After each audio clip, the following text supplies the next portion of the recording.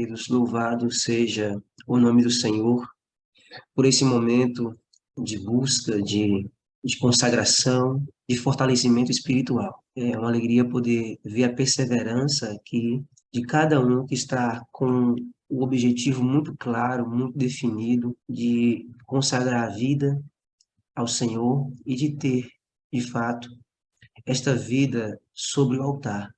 Então, para mim é uma honra poder estar aqui com meus irmãos neste momento. A gente tem vivenciado aí uns momentos meio turbulentos, fora de sincronia com aquilo que seria o ideal em termos de horário, mas estamos tendo a alegria de hoje estar aqui com meus irmãos para juntos nos alegrarmos através da palavra do Senhor. Queridos irmãos, quero convidá-los para que nós possamos abrir a palavra de Deus. Vamos abrir a Bíblia, vamos abri-la no livro de Juízes, Juízes capítulo 2. Palavra de Deus, a partir do versículo 6, diz o seguinte: Havendo Josué despedido o povo, foram-se os filhos de Israel, cada um à sua herança, para possuírem a terra. Serviu o povo ao Senhor todos os dias de Josué e todos os dias dos anciãos que ainda viveram por muito tempo depois de Josué e que viram todas as grandes obras feitas pelo Senhor a Israel. Faleceu Josué, filho de Num, servo do Senhor, com a idade de 110 anos. Sepultaram-no no limite da sua herança, em Timate-Heres, na região montanhosa de Efraim, ao norte do Monte Gaás. Foi também congregada a seus pais toda aquela geração. E outra geração após ele se levantou, que não conhecia o Senhor, nem tampouco as obras que fizera a Israel. Queridos, nós podemos parar aqui a leitura por um pouco e uma pergunta, né, ela salta aqui do texto. Por que Israel fracassou? Por que o povo de Deus fracassou no passado? Porque essa pergunta ela possibilita para nós, irmãos, perceber, né, como a história ela pode se repetir dentro de uma mesma perspectiva, de uma mesma realidade, de um mesmo ponto de partida. Quando nós olhamos aqui para esse texto e olhamos para essa pergunta que o texto nos permite fazer, podemos observar pela palavra de Deus alguns pontos que levaram Israel a fracassar. E sendo aqui direto àquilo que o texto apresenta, nós observamos que a falta, irmãos, um aspecto aqui que o texto coloca, é que a falta de uma liderança espiritual provoca o descaminho, provoca a ruína, provoca a queda, o desvio de um povo que deveria estar vivenciando a experiência mais profunda, mais intensa na companhia de Deus. O texto que nós acabamos de ler fala que Josué, enquanto ele esteve liderando o povo de Deus, enquanto ele esteve ali à frente do povo de Deus, aqueles momentos ali de conquista da terra de Canaã, o povo estava servindo ao Senhor. Estavam servindo ao Senhor por quê?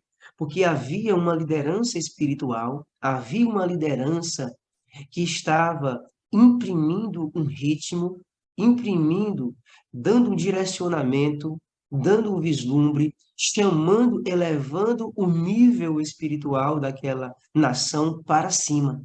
Contudo, irmãos, a ausência, a morte de Josué e a morte dos anciãos que tiveram uma experiência com Deus, que elevavam para cima essa comunhão, essa experiência, uma vez que eles morreram, uma vez que eles deixaram de existir, outros vieram a liderar. E quem liderou? Os juízes. Os juízes lideraram o povo, a nação, após a morte de Josué e dos anciãos. E se nós observarmos aqui o livro de Juízes, esse livro, ele apresenta para nós um dos períodos mais obscuros, mais decadentes, mais negros da história do povo de Deus. Ao longo da história dos juízes, ao longo da trajetória dos juízes, nós, uma vez que lemos, perceberemos a grande tragédia espiritual que foi para o povo de Deus aquele período. E isso se deu, em primeira instância, pela falta de uma liderança espiritual. E aí eu queria, irmãos, trazer essa reflexão para o nosso contexto particular, pessoal. A falta de liderança espiritual provocou a decadência e a ruína de uma nação. E eu paro e penso, né? A liderança espiritual, ela é exigida em todas as instâncias, em todos os pormenores, em todos os ambientes, tanto na igreja, como também em nosso próprio lar, em nossa própria casa. A liderança espiritual, uma vez que ela deixa de existir em nosso lar, o nosso lar, ele vai sofrer consequências trágicas dessa ausência, dessa escassez. E aí eu trago para você e para mim. Queridos, como está a nossa liderança espiritual? Estamos elevando o nível do nosso lar, dos nossos filhos, do nosso cônjuge, no que diz respeito a essa questão de servir, de conhecer, de adorar a esse Deus. Estamos elevando para cima, estamos trabalhando para poder tornar perceptível e notório o plano de Deus naquilo que diz respeito a nós mesmos, para que aqueles que estão perto de nós venham ser influenciados. Josué fez isso. Os anciãos fizeram isso, porque eles tinham conhecimento de Deus, porque eles tinham experiência com Deus, porque eles vivenciaram, porque eles viram o que o Senhor fez. É o que o texto fala. Eles viram, eles conheciam o Senhor. Contudo, depois que se levantou uma outra liderança que não conhecia o Senhor, que não conhecia as obras do Senhor, as coisas elas perderam rumo. Um dos desafios que nós temos, que eu tenho, irmãos, como servo de Deus, e que você também deve ter, é não perder de vista o conhecimento do Senhor, o conhecimento das obras do Senhor. Uma vez que a gente perde de vista esses fatos, essa realidade, essa experiência, as coisas elas perdem o sentido e passamos infelizmente, a desfrutar consequências que não são as que o Senhor gostaria. Então, Israel ele fracassou porque faltou o conhecimento do Senhor, porque faltou uma liderança espiritual que conheceu as obras do Senhor, porque morreu Josué, porque morreu os anciãos e porque a liderança que se levantou não foi a liderança que deu sequência à experiência que aqueles homens estavam praticando.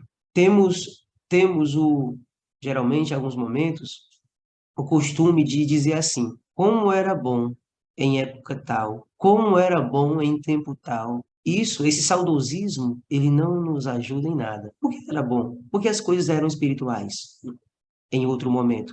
Porque as coisas elas eram mais intensas em outro momento. Porque de alguma forma existia alguém que estava imprimindo o ritmo. Agora sou eu, agora é você, agora somos nós. Agora somos nós que estamos sendo chamados a fazer a diferença, a apresentar o conhecimento de Deus através de nossa própria vida e experiência.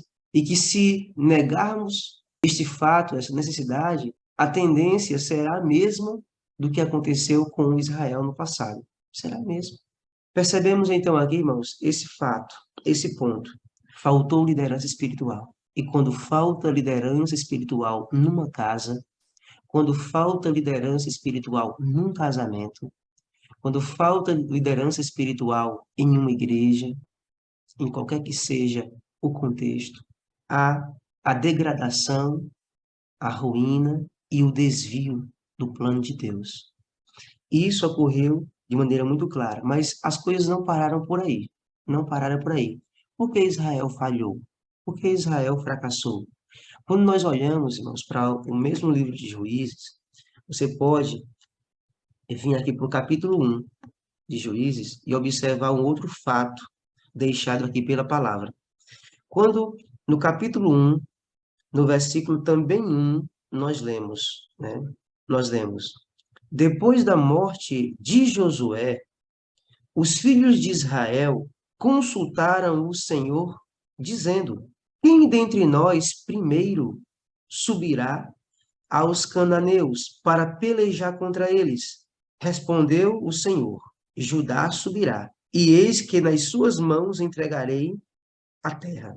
Após a morte de Josué, houve a, o questionamento: quem vai subir? Quem vai encaminhar? Quem vai seguir primeiro? O processo de conquista da terra.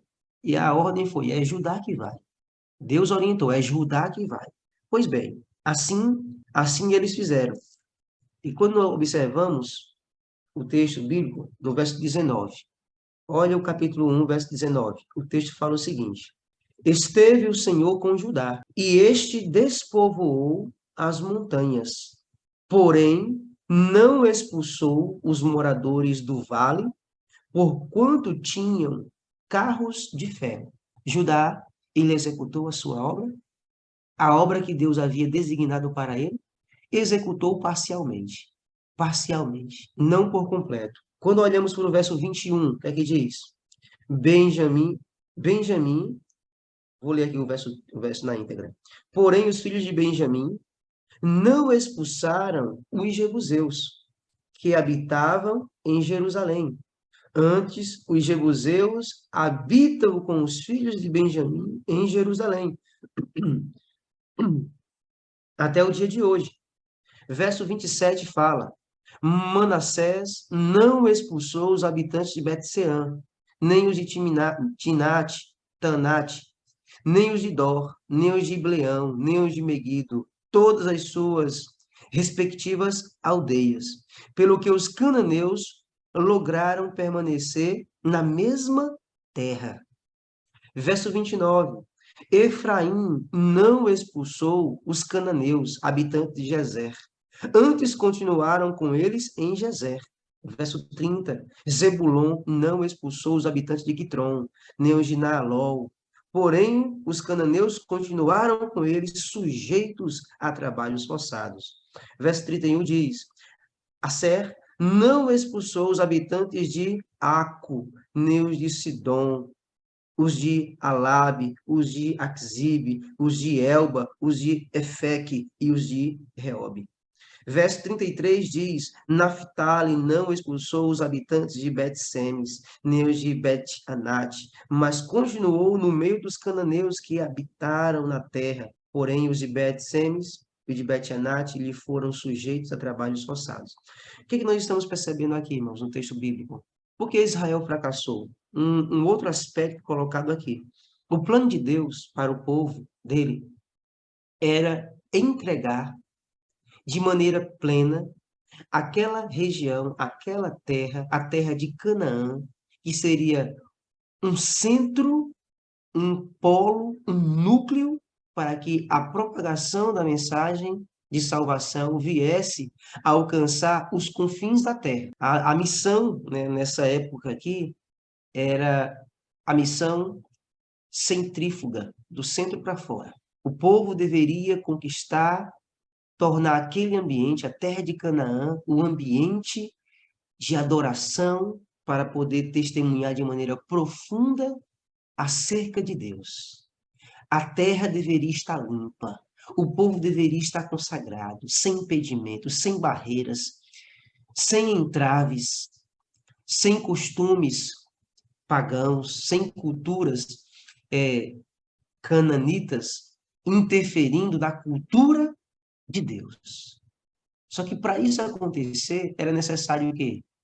Uma obra executada de maneira plena, como Deus havia orientado. Essa terra é de vocês e vocês vão possuí-la. E eu estou com vocês para poder dar para vocês este lar, esta terra, a fim de vocês adorarem o meu nome. E assim, irmãos, o povo começou, as nações começaram. Judá começou a obra designado por Deus, mas executou de maneira parcial. Executou de maneira não plena. E aí? Qual é o resultado quando nós realizamos uma obra parcial? Uma obra pela metade. O resultado é catástrofe. O resultado, danos. O resultado são esses que nós acabamos de ver aqui, irmãos. Ou seja, o povo ele se acomodou com uma parte de um todo, se acostumou com um pedaço, ou seja, se conformou com um pedaço de terra e se acostumou a conviver com pessoas que não tinham nenhum tipo de compromisso com Deus.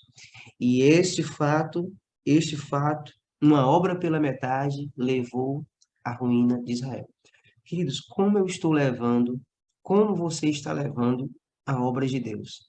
Eu paro e tenho me perguntado, Senhor Deus, não me deixa levar essa obra pela metade. Me ajude, Pai. Vez ou outra, a gente se pergunta, e aí, Senhor Deus, será que eu estou fazendo o que deve ser feito? Estou, de fato, vivendo com intensidade este, este evangelho, esta obra, esta mensagem, os teus objetivos? Talvez você também se pergunte, talvez você também se questione. A obra de Deus não deve ser levada por menos, como aqui foi levada, porque o resultado é esse. É a questão, é a obra particular da minha vida, é a entrega da minha vida, é a entrega da tua vida pessoal, é a entrega dos nossos dons para Deus, nossos talentos, é a entrega do nosso tempo para o Senhor, como deveria ser entregue. Guarda no sábado, entregando a Ele esse tempo para ser usado por Ele, conforme Ele orienta. É a entrega do nosso corpo, nossos tesouros, nas mãos do Senhor, de maneira que Ele venha a ser inteiro em nossa vida. Queridos, a obra pela metade foi um dos causadores do fracasso de Israel. Nós vimos que a ausência de liderança espiritual foi um primeiro aspecto. Segundo aspecto, falta, ou seja, a não execução da obra por completo. Foi um outro aspecto. E isso tudo vai resultando, né, em uma tragédia em cadeia. E um outro aspecto que nós observamos aqui, irmãos, no mesmo livro, diz o seguinte, observamos aqui o seguinte, no verso 11, resultados da falta de liderança espiritual, resultados de uma obra inacabada, o que é que isso levou? O verso 12 do capítulo 2 em diante vai falar muita coisa, eu vou ler só alguns versos. O verso 12 do capítulo 2 fala assim, ó, deixaram o Senhor, Deus de seus pais, que os tirara da terra do Egito, e foram-se após outros deuses, dentre os deuses das gentes que havia ao redor deles, e os adoraram e provocaram o Senhor a ira. O verso 13 diz, porquanto deixaram o Senhor e serviram a Baal e a Astarote. Aí o texto vai falando, queridos, o que houve aqui, irmãos? O resultado dessas primeiras duas falhas levou aquilo que é chamado de sincretismo religioso, mistura. O povo de Deus se diluiu, se misturou a tal ponto de desaparecer em meio à confusão, em meio ao caos religioso, em meio à adoração pagã que era praticada através dos moradores que conviviam ali com Israel. E eles foram se acostumando com esse tipo de comportamento a tal ponto que também fizeram o mesmo. Também realizaram as mesmas práticas. Sincretismo religioso, mistura. Esse foi um aspecto notório, perceptível dentro do povo de Deus. Queridos irmãos, o Senhor nos chama para uma vida de santidade. O Senhor nos chama para uma vida de consagração. E essa vida de consagração, ela nos leva a querer viver separado do mundo, separado daquilo que é prejudicial à nossa vida espiritual, separado daquilo que enfraquece, daquilo que não é do Senhor, daquilo que não é eterno, daquilo que não vai ajudar para a salvação, que não vai contribuir para o crescimento. Contudo, nós estamos constantemente sendo chamados, atraídos como um ímã é atraído pela força magnética para essas coisas, porque a tendência do homem é justamente viver no meio desse caos. É tendência humana. Uma vez que desconhece a Deus, uma vez que não tem essa conexão, essa liderança espiritual, essa visão, esse conhecimento, as coisas se tornam ainda mais piores, pois a atração ela se torna mais forte. Estamos, de fato, irmãos, nos separando para Deus? Ou o sincretismo que derrotou Israel tem tomado conta, tem, de alguma forma, tido espaço em nossa vida, em nossa experiência? O que é que está acontecendo conosco, de maneira particular? Isso é uma reflexão pessoal, uma reflexão pessoal. Queridos irmãos, isso foi uma das razões, dentre as demais, que fez esse povo fracassar. E um outro aspecto aqui, verso 19 do capítulo 2, diz assim: Sucedeu, porém, que falecendo o juiz, reincidiam e se tornavam piores do que seus pais. O que acontecia aqui, irmãos? Uma geração após outra, ela decaía, ela piorava. A falha de um pai, eu sou pai, muitos aqui são pais.